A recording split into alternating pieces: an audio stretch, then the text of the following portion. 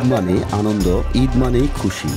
আর পরিবারের সাথে ঈদের এই আনন্দ ভাগাভাগি করে নেওয়ার জন্য জীবন জীবিকার প্রয়োজনে দেশের বিভিন্ন প্রান্তে থাকা মানুষগুলো নারী টানে ফিরে আসছে বাড়ি। ফলে সারা দেশের ন্যায় চাঁদপুরেও লঞ্চঘাট, বাস স্টেশন, রেল স্টেশন সহ যাতায়াতের সকল স্টেশনগুলোতে ঘরমুখো মানুষের যেন ঢল নামছে।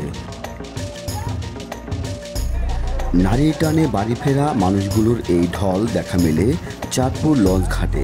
ঢাকা দক্ষিণাঞ্চল সহ দেশের বিভিন্ন জেলার সাথে চাঁদপুরের লঞ্চ যোগাযোগ ভালো হওয়ার কারণে সারা দেশের মানুষ এই নৌ রুটকে বেছে নেয় তাদের সহজ এবং স্বাচ্ছন্দ্যের পথ হিসেবে। ফলে প্রতি বছরের ন্যায় এবারও ঈদুল আজহা উপলক্ষে চাঁদপুর লঞ্চ ঘাটে নারী টানে বাড়ি ফেরা মানুষদের ঢল দেখা যায়। জীবন জীবিকার প্রয়োজনে ঢাকা সহ দেশের বিভিন্ন প্রান্তে থাকা চাঁদপুরের শ্রমজীবী মানুষরা ঈদের আনন্দ উপভোগ করতে চাঁদপুরে চলে আসে।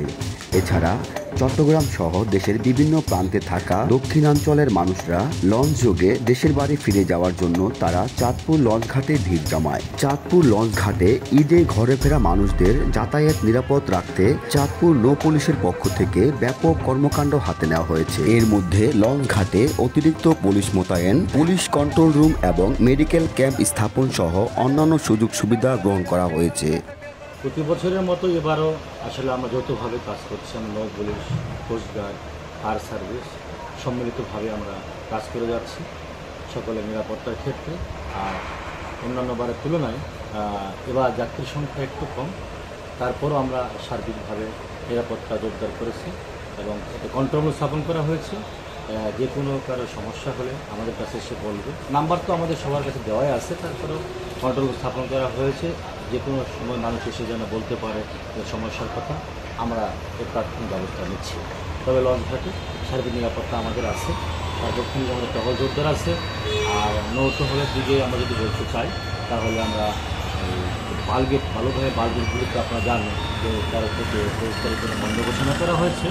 তো সেই ক্ষেত্রে আমরা দেখতেছি যেন না চলে এবং যেগুলো চলবে তাতে বিরুদ্ধে মানবিক ব্যবস্থা নেব। এবং আপনারা অলরেডি জেনেছেন যে আমরা 11টি বালগেট আটক করে এটা আমরা ব্যবস্থা নিয়েছি, মামলার প্রতিষ্ঠান দায়ের করেছি।